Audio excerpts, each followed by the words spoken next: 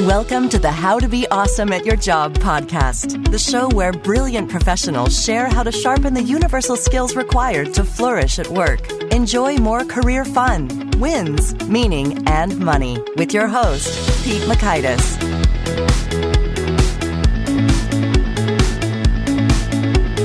Hello, and thanks so much for joining us here for episode 251 with Mike Lewis. I think you will really enjoy hearing from Mike because he's a guy who's done it, living the dream. He's talking about what it takes to take that leap associated with exiting something that's kind of comfortable and predictable into something that's new and exciting and different that maybe you've been thinking about for a while, but there's some risk there. So you're going to learn 1, actionable ways to tune into your internal voice and deepest desires. 2, when it's time to make the jump. And 3, the right mindset for taking your jump.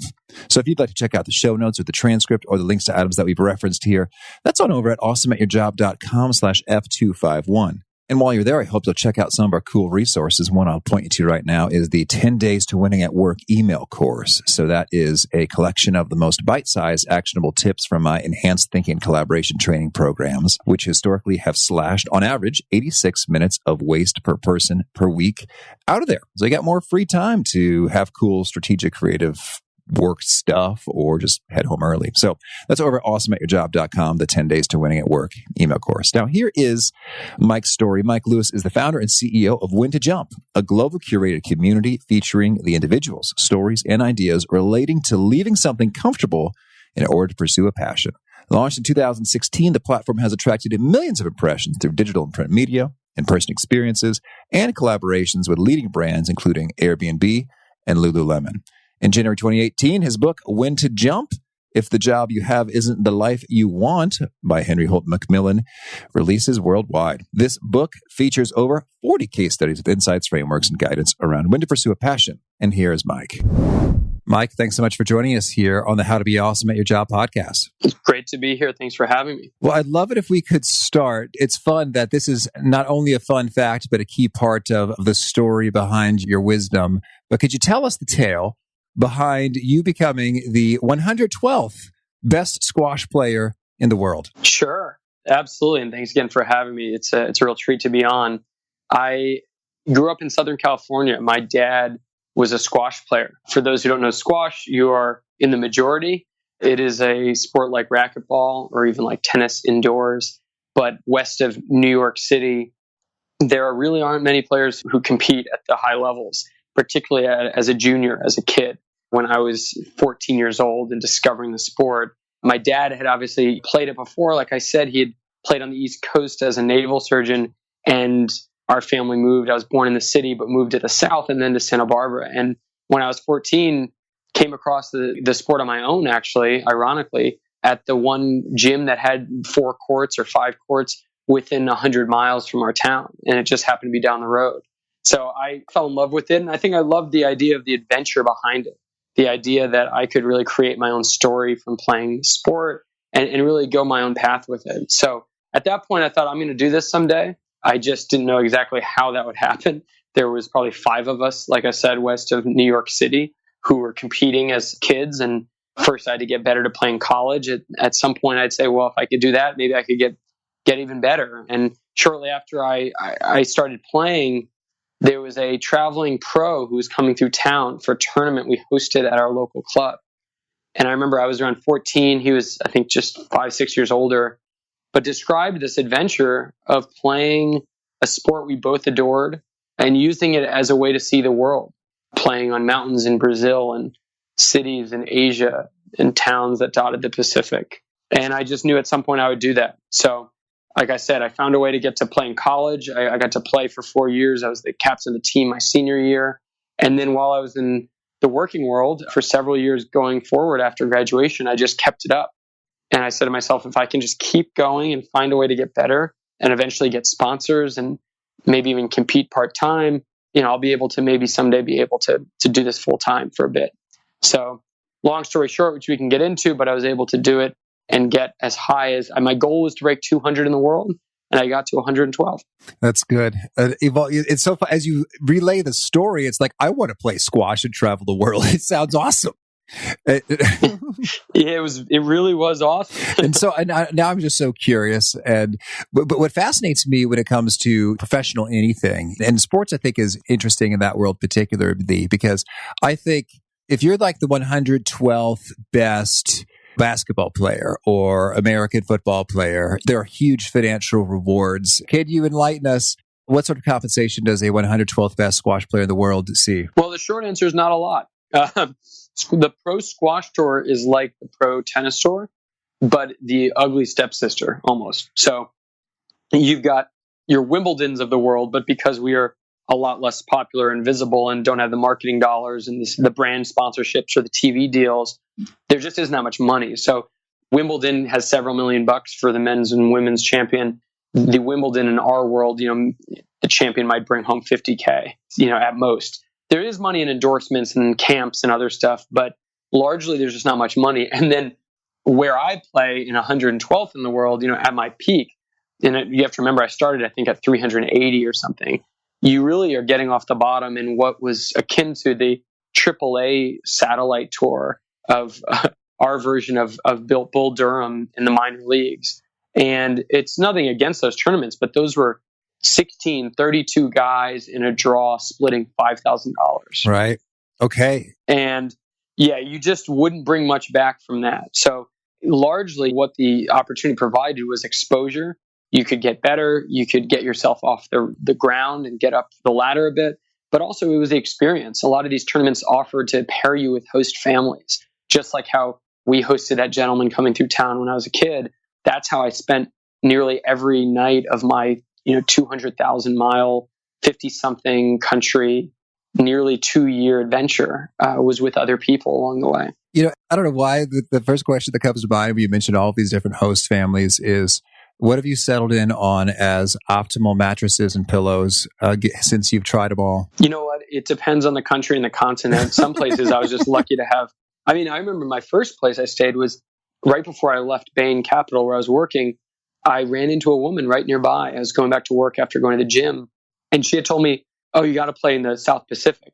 And I Googled when I went back to my office, squash in Fiji, and a squash tournament in Tahiti popped up.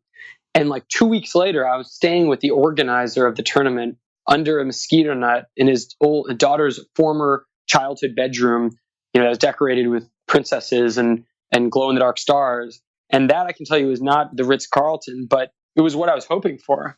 We picked the daughters up from school. We went to family outings. There was a birthday party of their neighbors that I went to. I sang karaoke. It was so much more than just the squash. That's so cool. Okay. All right. Well, so then for everyone salivating, wanting to have their own sort of adventure in their own kind of a way, why don't you lay out for us what's When to Jump all about? And can we hear who it's for and why it's important now? Yeah, absolutely. So When to Jump really came out of my own personal struggle to figure out when I was supposed to chase this dream. Like I said, it had been years, a decade since I first had this little voice in my head.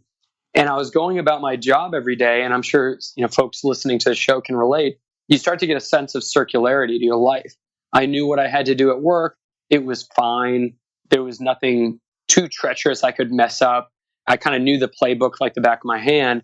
And yet on the other side, there was this thing I really wanted to do. So I first Googled when to chase dreams because I was like, well, when do you do it? And what I found was stuff that's either too prescriptive, too self-helpy, or too inspirational where it's almost just lost in the fluff of what you're actually supposed to, apply to your own life. And so where I came out on it was, well, what if I just talked to people who left something comfortable to go do what they cared about? And I collected their stories, and those stories could become proof that it wasn't totally insane for me to do this. And that's what I did. I just started reaching out to people, first friends of friends, then colleagues, then passengers on the bus next to me, then a bartender down the street. And then all of a sudden, as you start to peel back the layers, more and more stories became available. And what was fascinating was that I wasn't getting just that sexy, glossed over photo scoop or snapshot of the update from LinkedIn that only talks about the good stuff. This was like the nitty gritty, unsexy steps that come with chasing your dream. And people were giving highly vulnerable, real, honest versions of what that looks like. And so to me, that's what I wanted. That's what made it feel realistic. They talked about the middle of that journey. And so I remember speaking to a woman who was a Wall Street banker turned cyclist. And she had left Wall Street to try being a cyclist and had largely failed for a while, but ended up making, after years and years, the Olympic team and competed in London and then Rio. And the conversation I thought would go something like this. How was it to be a cyclist? It was amazing. I made the Olympics. And that would kind of be it. And instead, it was, how was it to be a cyclist? And she was saying, well, here's the hardest conversation I had with myself. Here's what I was most scared of. Here's what failure tasted like. Here's why I kept going anyway. And when I hung up, this was January of 2013, I sketched a cover page to what I would call When to Jump. And I wanted to make a book of these stories with ideas and insights, but also to be able to create a space and a community where people could come together, have good drinks and snacks and food, and share ideas and stories with people in real life in a non-awkward, weird way, and come together. And so that was the idea. I told a buddy of mine I would make this someday. I put it on the back burner.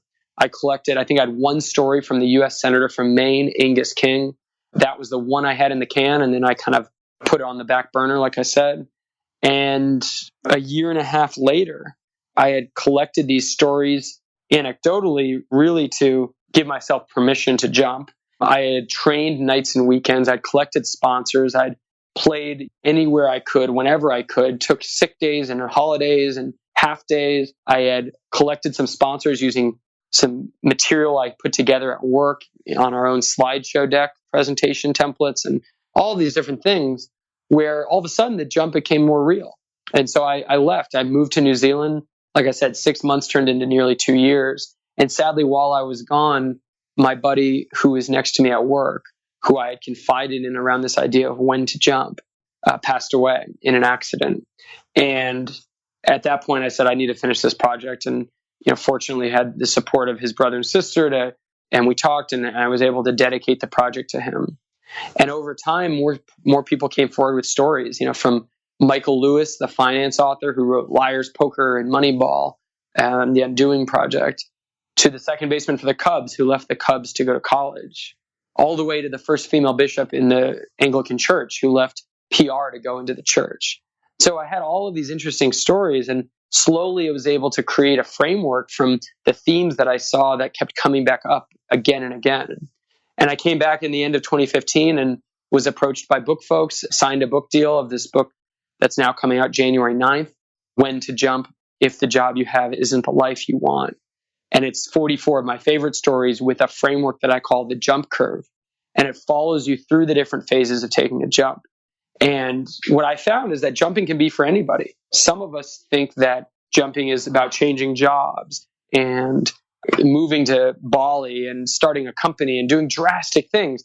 But what I found is that a jump is really having agency over your life. It's about saying, okay, I want to change something, whether it's the way that I commute to work, whether it's a hobby that I want to develop or a new language I want to learn, or moving cities with my job, going for an internal promotion. But I think there's this idea that you can do it. It just might not be pretty. And I think When to Jump exposes that through our community. And so when I signed the book deal, I ended up using the money to bootstrap a platform. And the platform has a bunch of different facets. We have a festival every year called Jump Club, which is part music festival, part beers with friends, part speaker series. Sheryl Sandberg keynoted our first Jump Club last year. She wrote the foreword to the book. Our festival grew nearly double to a weekend this year in New York. And I think we'll be in London next year in October of 2018. We started working with brands and we started to curate stories. And we launched a podcast that's now a top 10 business podcast on iTunes, all around these conversations. And so what I found most, I think, compelling is that there isn't one way to jump. Everyone's got their own jumps to make, but it really helps to know that you're not alone and that everyone goes through these hardships when they decide to make that step into the unknown. And oftentimes the unknown is what will deliver the best parts of your jump. All right. Well, this is juicy stuff. And I want to go in deep on the jump curve. But I want to maybe first say, I'm thinking maybe this is sort of step zero, if you will. But the decision that a jump is worth doing in the first place, like not so much how, but whether. to jump. And so I'd like to start by getting your take on, how do you go about framing up and thinking through that very initial part of the equation? Well, the first piece of the jump curve talks about listen to the little voice. And I think, like you said, step 0 would be to just acknowledge what you're thinking about and what your feelings that keep coming back. Because, our body doesn't lie, as former NFL running back Rashard Mendenhall told me when I interviewed him about his jump from football into writing. When you find yourself going to certain interests or ideas or spending your time in certain ways, those are usually telltale signs that there's something boiling up within you. So I don't think there's a perfect way to jump. I just believe that there are things you can do that will make sure it's a positive, worthwhile experience, because you really don't know how it's going to end, but you know how it can begin. And that, I think, takes planning and being thoughtful and following this jump curve. All right. Now, when it comes to listening to the voice, can you elaborate a little bit in terms of what are some telltale ways that the voice or your body speaking tends to materialize, the symptoms, if you will? Yeah. So it's actually listen to the little voice, because if it's that little voice that you hear when you go to sleep at night or wake up in the morning thinking about, it's something that's kind of nagging at you, but you've always ignored. And I think for me, I knew that fear of not listening to it would ultimately be more scary, of having to deal with it just echoing and sitting there for years and years, than if I tried it, if I planned and proceeded forward with my jump. And that even if it didn't work out, if I did it the right way, if I took the right steps, it would be close enough to saying, hey, I tried, it didn't work, but I did it. And I think that, oftentimes that little voice is right. And we do a lot to drown it out, whether it's through staying super busy, through working late unnecessarily, through making our calendar super jam-packed. There's a lot of things we do to try to drown out that noise. And so if you can just kind of find some silence in your day, I know that sounds really cheesy. I am in San Francisco. We have to be pretty crunchy out here. But I would say if you can wake up and say, okay, for 5 minutes a day, I'm just going to sit and be bored. There's a reason that we come up with our best ideas in places like the shower, where we can just sit and have nothing to do but let ourselves think and unwind. Our brains aren't programmed to be stimulated to the extent that social media and smartphones and notifications demand of us. So if you overwork them, they don't have the chance to kind of start to loosen and let different juices flow. And I think that's where you get that little voice. That's where you can really start, is to say, okay, let's try to take out some of these noisy distractions. Let's lower some of the other voices, and let's listen to what this little one has to say. Okay, that's awesome. All right, so then what's the next step? The next step is to make a plan. So we go from the aspirational to more the pragmatic.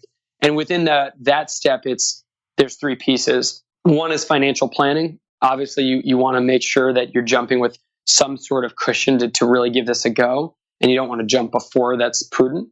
The second piece is pre-jump practice, and that means really understanding what your jump is before you go. So if you want to go start a furniture shop and selling furniture, you got to learn about how to open a business. Maybe you should talk to small business owners. You got to probably shadow or learn from a master handyman or furniture maker. Maybe you start by watching YouTube videos. There's a lot of things you can do just to start preparing for that step well before you have to jump. And that's the pre-jump practice. And then the third piece is safety net sewing. So I worked at Bain Capital for many years before I left to play squash, because I knew that if that jump didn't work, and even if this jump doesn't work, I would have a foundation. I had a good reputation, I think, decent enough. I worked on good projects and interesting deals. I got along with my superiors and others. And so doing that type of legwork is actually really important, because I think, for me at least, I'm not courageous enough to just drop everything and jump. I really need to feel like I'm supported. And Bain was very supportive when I ultimately decided to go. So those are the things that, at a high level go into making a plan. Oh, I really dig that. And so I'd like to get into a bit of detail with some of these here. Now, when it comes to the financial plan, different people prescribe different sort of metrics or X month savings. What's your take on what is financially cushioned enough? Well, it's funny. I think that it really is interesting when you peel back all the layers of what you actually need to live. You've got electricity, you've got water, you probably, let's say, need to have the internet, you've got grocery bills, you've got your rent or your mortgage, you've got to have some sort of miscellaneous for external spending purposes. But what is that? 5 categories? Those are not 30 categories. Those are not, while I want to dress in this certain way or drive this certain car or get this certain latte after work, And so people think that financial planning is actually tough. What it is really just being disciplined. It's actually just cutting stuff rather than trying to say, I need to go extreme and not spend $1. You have finite, fixed hard costs. That's not what we're saying change. It's more like on the margin, what can you start to tuck away? I'll give you an example. If you can not get a latte every day, you save $4 or $5 each day for a year, that's nearly $2,000 in your pocket. That's a pretty good cushion to start your jump on. Okay, cool. Thank you. And when it comes to safety net sewing, I'd love to hear your take on, I guess, the opposite point of view, which is, I don't know, who is the famous general? The burn the boats guy. It's like, that's what made the soldiers fight oh so fiercely, is they had no option of retreat. And you're proposing just the opposite. Don't burn those boats. Nay, craft an excellent boat. How do you think through this 2 sets of ideas on that? Well, it's funny because when we get going a little bit, it will actually be a little bit of both. And I'll explain that to you when we talk again soon on the next steps. But the burn the boats piece is actually right to some degree. And like I said, there's a part of that that's true. But first, you should make that boat really, really nice. And I'll tell you why. Because there are going to be people from your old life and your old jump that will come in again and again. References to you as you go for a new job, potential investors in your company or your idea, customers of your new product. And so it just behooves you to not say, well, screw it, guns blazing, middle fingers up, I'm out of here. Because the world is small, especially if you're going to, let's say, leave a cafe or restaurant to start your own restaurant. You might want to hire someone from there eventually. You might want to get reviews from that person who runs the restaurant that you're leaving. You might want to get tips on suppliers to buy from. So there's just a lot to do in terms of really maintaining a great relationship.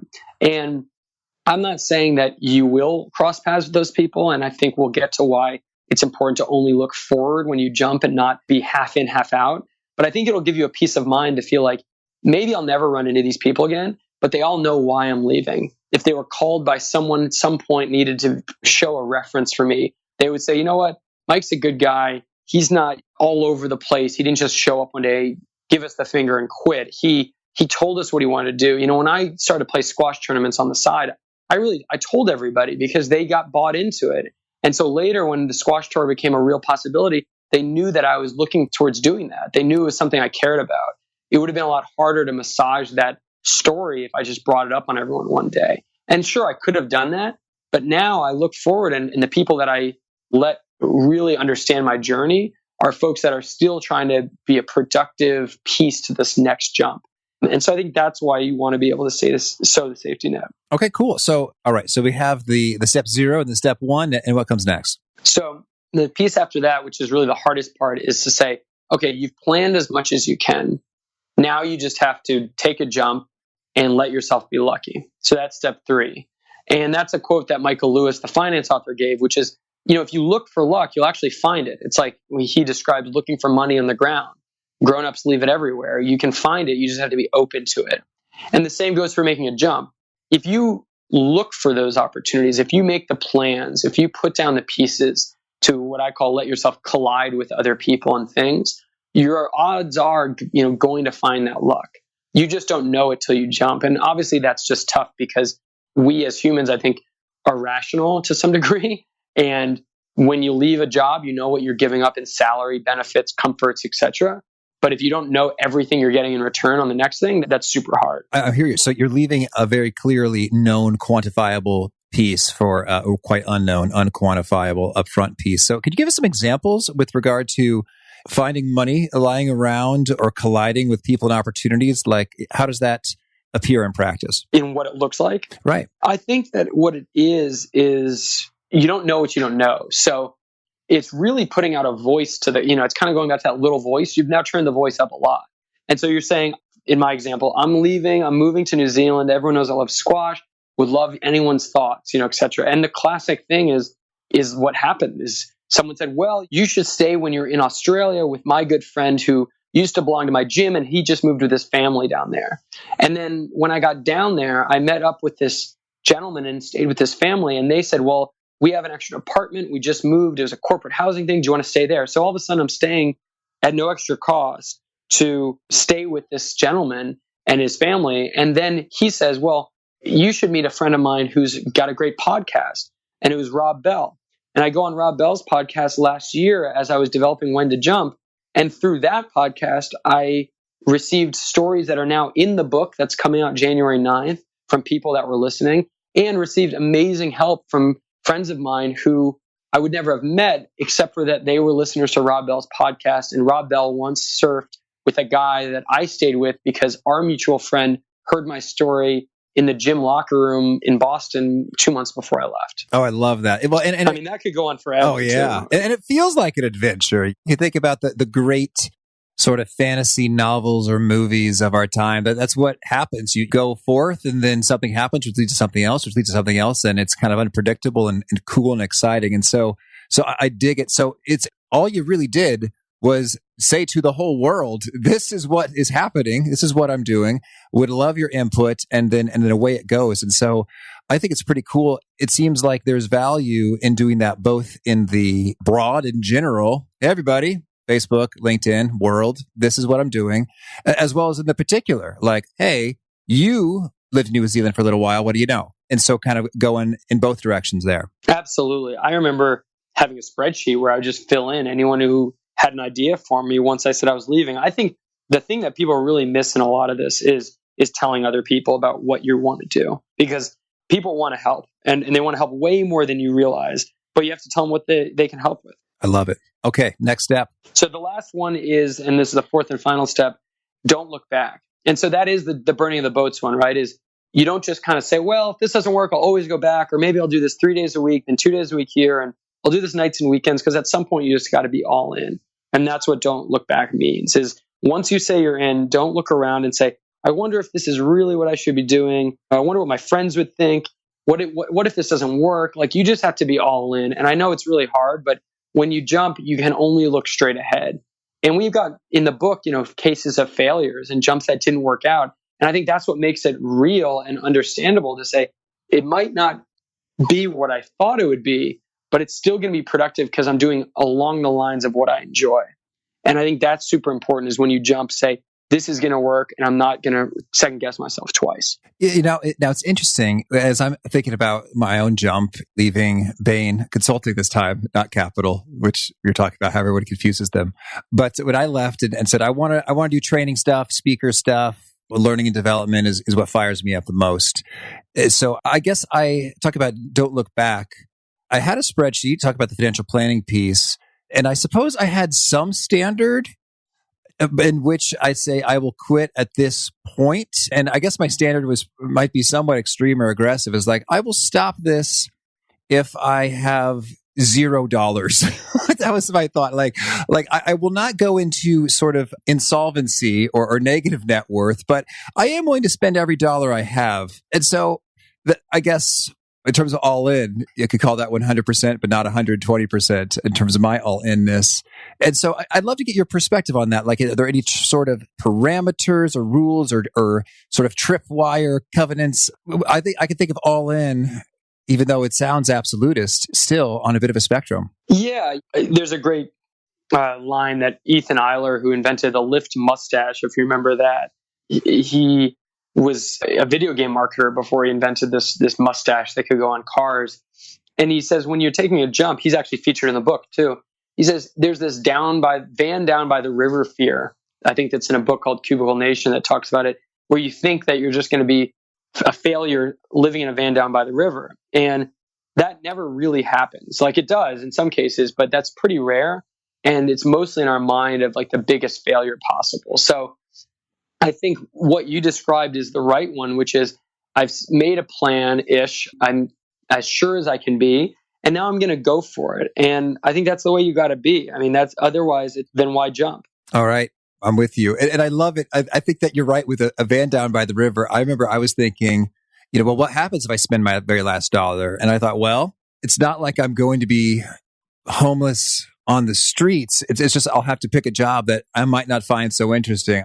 I always told myself that I would be doing cheese strategy, like some job at a giant corporate consumer packaged goods company like Kraft or doing cheese or something that I'm not passionate about, but I'm sure probably is interesting in its own ways. Just as optimization is intrinsically interesting for me and working with smart people, but it doesn't like light me up at the core. That's really what is at stake is either we're doing this or we're doing cheese strategy.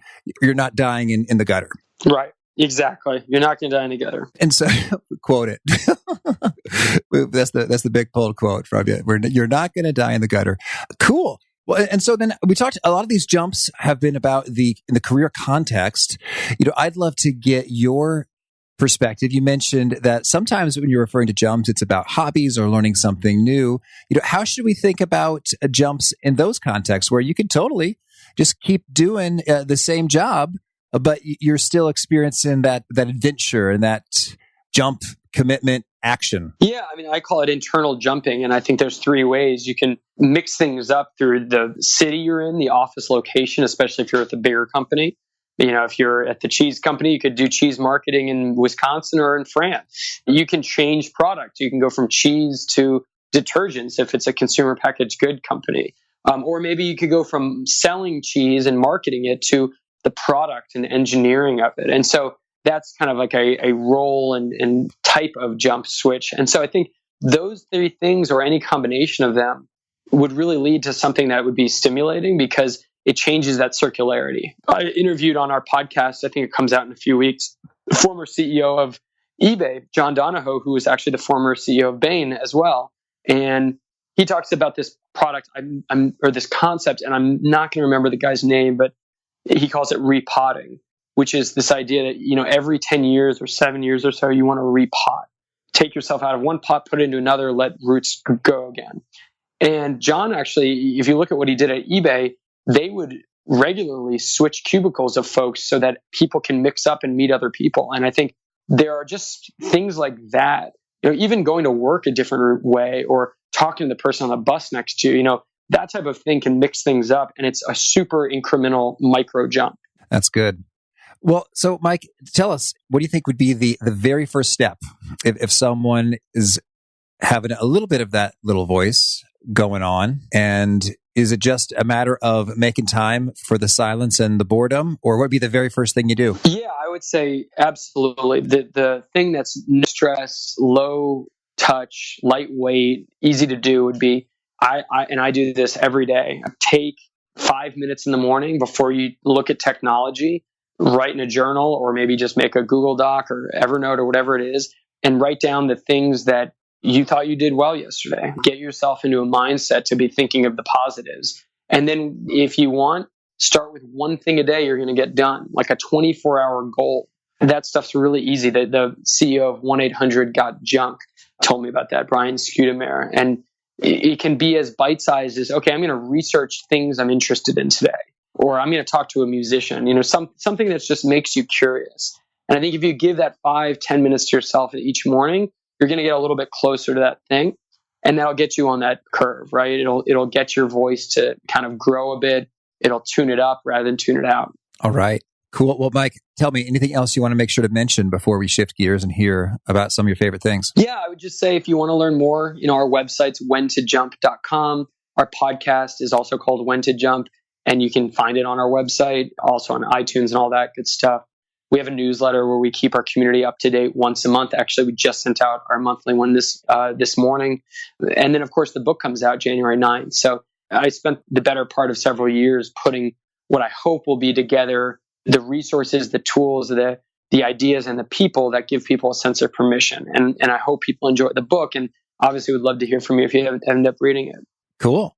All right. Well, now, could you share with us a favorite quote, something you find inspiring? I would say I'd have to quote my cousin Sheryl Sandberg, who wrote the foreword to the book, which is, and to paraphrase her, it would be a question that I go back to, that she goes back to again and again, is what she would do if she wasn't afraid. And I think that's the most important question we can ask ourselves. Okay. And how about a favorite study or experiment or a bit of research? I thought that Manoush Zomorodi, who wrote the book Bored and Brilliant, basically found a way to see if we could lower the interactions we have on our cell phones and social media and all that, and see what kind of result that would produce. And it turns out that it makes us happier. Oh, perfect. And do you have a quick tip bit from there in terms of if we wanted to get a little piece of that value, what should we do? Yeah. One thing that you can do that's super easy, which was amazing, is when you commute to work, try not to have your phone on you. So not even in your pockets. Put it in your backpack or purse. It does wonders. I actually now leave it when I go to the gym, and it's little things like that to disassociate. It really will rewire your mind and let you be bored. Oh, cool. And how about a favorite book? Memoir-wise, I would say Shoe Dog by Phil Knight and his story of starting Nike. I mean, the ultimate jump story in many ways. And then in a more serious and kind of meaningful tone would be Man's Search for Meaning with Viktor Frankl, a Holocaust survivor, and absolutely extraordinary man. I think everyone should read that book. Okay. And how about a favorite tool? I really like the microphone I use when I travel for podcasts. I know I don't know what this one is I'm using now, but when I travel, I have an H1 microphone and recording set, and it's just awesome. It's really simple and small, and you can actually have a lot of fun with it. You can record yourself and notes to yourself. You can record conversations, podcast interviews. It's very cool. Oh, excellent. Thank you. And how about a favorite habit? It's funny you asked that. Last night, I actually, for the first time, looked back at how many mornings I've written in my journal, kind of, to start the day. And I write, I don't really read it again. I just write down, yesterday's synopsis, kind of what I said earlier. And I knew I started January of 2015. I'm wrapping up my third year. And this year and last year, I've written 140,000 words each, which is pretty surreal to me. And so you're saying that you got pretty nice consistency in terms of every single day rocking out there. Every single day. It doesn't even occur to me not to do it now. So it's just habits. Cool. And is there a particular nugget or piece that you share that seems to really resonate with your audience and community and gets them kind of retweeting and quoting back to you? Yeah, I think that think of when you're 80 years old and you look back on your life. What are you going to be most proud of? What stories will you make for yourself? And I think that's what drives people to jump. And if folks want to learn more or get in touch, you say whentojump.com is where it's at? Whentojump.com. It's the home base for us. Newsletter sign up is on there. Podcast, you can pre-order the book. And starting in February of 2018, we will have a Jump Ambassador program, which will be a 10-week intensive online course for people who want to meet 19 other rad applicants that have been selected from around the world and get closer to their jump. So all that can be found on the site, whentojump.com. Oh, rad. It makes me think of Silicon Valley. Yeah. Oh, boy. And you have a final challenge or call to action you'd issue to folks seeking to be awesome at their jobs? Well, I would just say, write down what your goal is. It's a perfect time. Say, what at the end of 2018, what does your job look like? What are you doing? How are you crushing it, to say Silicon Valley terms? Okay, cool.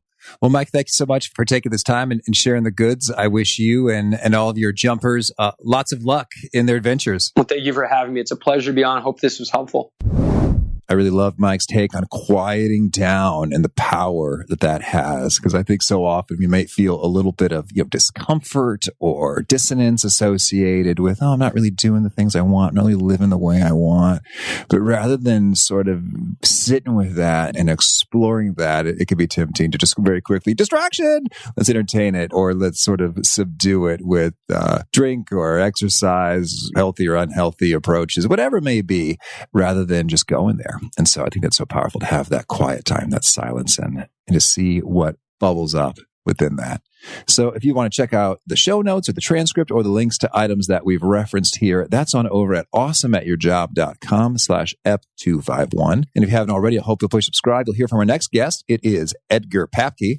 And Edgar is talking all about creative confrontation and getting the best out of folks and the exchange and the team collaborations that liberate that. It's pretty respectful and eye-opening in some cool ways. So I hope to catch you there. Peace. Thanks for joining us for today's episode. To get the most out of this conversation, visit awesomeatyourjob.com to find today's show notes, transcript, and infographic summary cheat sheet.